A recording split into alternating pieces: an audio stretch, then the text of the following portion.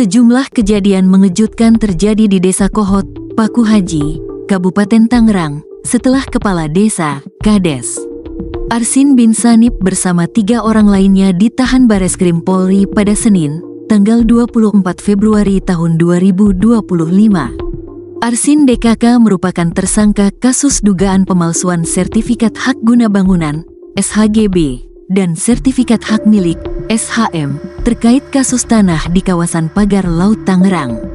Setelah ditahan, rumah Arsin yang terletak di Jalan Kalibaru, Desa Kohot, tampak berbeda dari biasanya. Saat Tribun News mendatangi rumah tersebut pada Selasa, tanggal 25 Februari tahun 2025, siang, suasana di sekitar rumah cukup sepi. Hanya satu mobil Honda Civic putih yang terparkir di teras, sementara beberapa kendaraan dinas desa serta sepeda motor lainnya tampak terparkir di luar.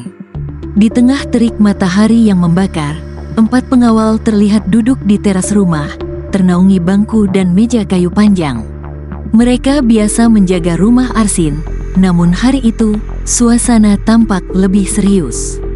Percakapan mereka terhenti sejenak ketika Tribun News tiba.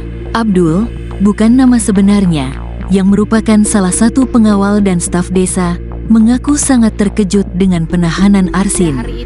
Sulit diungkapkan dengan kata-kata kalau terkait dengan penahanan ini sangat mengejutkan, ujar Abdul, dengan tangan yang terlihat mengenakan jam tangan hitam gold.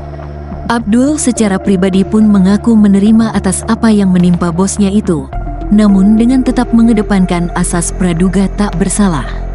Namun, tidak demikian dengan istri Kades Kohot Arsin bin Sanip, Sri Wahyuni. Sang istri kepala desa itu masih sangat terpukul dan dalam keadaan syok atas penahanan suaminya oleh polisi. Abdul mengungkapkan, Sri Wahyuni saat ini memilih berada di dalam rumah dan menghindari bertemu dengan orang lain. Sri Wahyuni saat ini masih memikirkan nasib suaminya di dalam penjara. Begitupun anak-anak Arsin. Meski anak-anak Arsin tetap beraktivitas seperti biasa, namun dalam hati yang paling dalam, mereka juga terpukul atas hal yang dialami sang ayah. Jangan dulu deh, istri Arsin masih syok.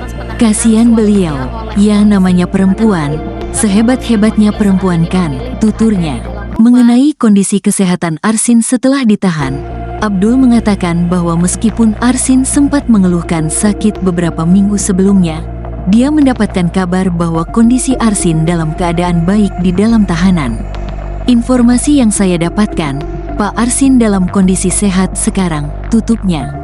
Untuk diketahui, istri dan keluarga Arsin juga pernah diperiksa tim Direktorat Tindak Pidana Umum, Dittipidum Bareskrim Polri pada tanggal 10 Februari tahun 2025 terkait perkara kasus ini. Proses pemeriksaan itu dilakukan di Mapolsek Paku Haji. Pada tanggal 18 Februari tahun 2025, Bareskrim Polri menetapkan 4 orang sebagai tersangka kasus dugaan pemalsuan dokumen SHGB dan SHM terkait lahan pagar laut di Desa Kohot, Kabupaten Tangerang, Banten. Keempatnya yakni Kades Kohot, Arsin bin Sanip, Sekretaris Desa Kohot, Ujang Karta, serta 2 penerima kuasa berinisial SP dan CE.